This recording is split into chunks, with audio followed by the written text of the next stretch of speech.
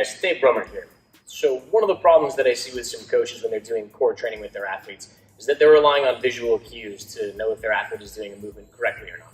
For me, I like to teach my athletes how to self-assess when they're doing that because I can't feel what they feel. So I don't know if they feel like their back is working too hard. Even if an exercise looks right to me, it may be wrong for them. So one of the first things that I like to teach people is a way to enhance their mind-muscle connection to their lower abdominals and just get really good pelvic control. So I teach a posterior pelvic tilt in this sort of hip bridge position. So I'm going to have Blake do some of this for us. I'm going to have him place his hands on his hip bones right here.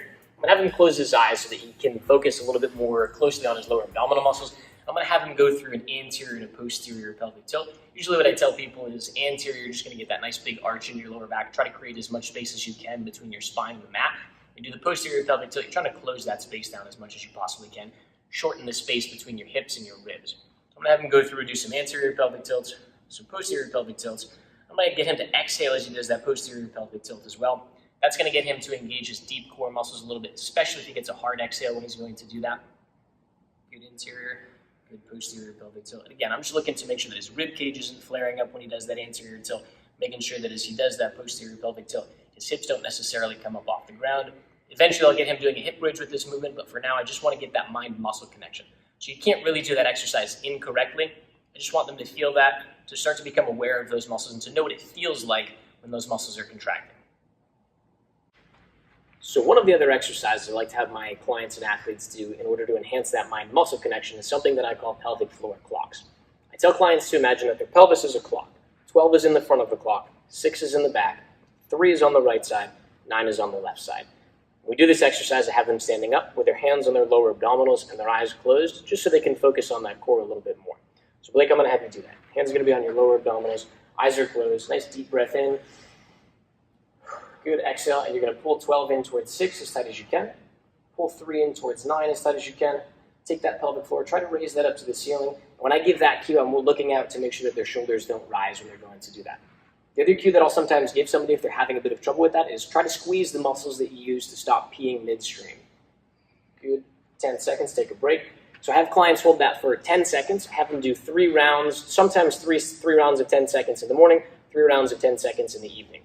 By and large, people will say, I don't know if I'm doing this right, I don't feel it right, and I say, don't worry about it, you can't do the exercise wrong. So the only purpose is to send some signals from the brain to that area so you can start to enhance the control, so we can start to use some more progressive exercises after that. Generally, within 5 or 6 sessions, people get really, really good at that, and they can start to control that, they can feel those muscles, and then they can start to choose when they're activating those muscles in other more challenging core exercises. So once I feel like a client has decent control over their pelvis, I like to progress them to probably my all-time favorite exercise, the bear crawl. Bear crawl has a huge number of benefits. 2 of the main ones are just some dynamic core stabilization. So the core is trying to stabilize you as you're moving your opposite limbs. And the second is like coordination and reflexive strength. So the coordination is really, really important because you're using that sort of cross pattern in your body that we call oblique slings. So that's right shoulder to left hip, left shoulder to right hip. And that's really important for transferring force when we're doing any sort of running or jumping. In this particular movement, I like it because we're not straight up and down. So gravity pulls down on us in this way. For the bear crawl, gravity is going to be pulling down here. So our joints are subject to slightly different forces on this than they are in sort of a normal training setting. So I'm going to have Blake get into a quadruped position. I usually teach this by having them do a bear crawl hold first. The first thing I have them do is spread their fingers nice and wide, get their hands right underneath their shoulders, knees are right underneath their hips, and then I have them lift their knees about 1 inch off the ground. And if they're in this sort of a position where they have a bit of an anterior pelvic tilt, I'm going to say, okay, give me that posterior pelvic tilt, flatten that core a little bit more. Good. From that position, I just want them to hold this for about 30 seconds so they can feel their core sort of engaging, breathe normally, and kind of get comfortable in the position. Once they're reasonably good at this, they've been able to do this for a couple of rounds or a couple of weeks of programming, I'll have them progress to actually doing the crawl forward. The biggest thing on the crawl forward that I tell people is try not to think about movement. It's the first way that you ever move as a human, and it's very instinctual. So if you try to exert conscious control over that movement pattern, you're going to screw it up. So I say move your opposite arm and your opposite limb. Once you start moving, don't think. Take little steps with your knees, because I never want your knees to be more than a couple of inches off the ground, really no more than 2 inches off the ground. And I never want your knees and your elbows to get more than about 8 or 10 inches away from each other. They should never be closer than that. So I'm going to have Blake go ahead and start crawling forward for me. You can see he's not taking very big steps. The knees and the elbows don't come very close to each other. Good, bring it backwards. And I always have people do the backwards bear crawl as well, so they stay facing the same direction. There's some really, really good serratus recruitment. You can see that he's getting some really good wrapping around of that shoulder blade around the rib cage as he does that. Again, you're getting that dynamic force transfer, you're getting decent strength work for the shoulders, the triceps, and the chest. It's a bit cardiovascular as well. And there's a lot of different variations off that you can do. So another one of the core exercises that I really like to teach all of my clients and athletes is a single arm carry. There's a lot of variations off carries that you can do, but in terms of functionality, a single arm carry is about as good as you can do for humans. We pretty much every single day walk somewhere holding something in one hand, whether that's a briefcase or groceries or luggage, whatever it happens to be. So it's really nice because you're going to get grip strength work, and that's really good because anytime you're getting solid grip strength work, getting some reflexive stabilization in your rotator cuff muscles as well. We're going to get dynamic stabilization of the core on the opposite side, as long as the person isn't leaning towards that side or leaning away from the kettlebell.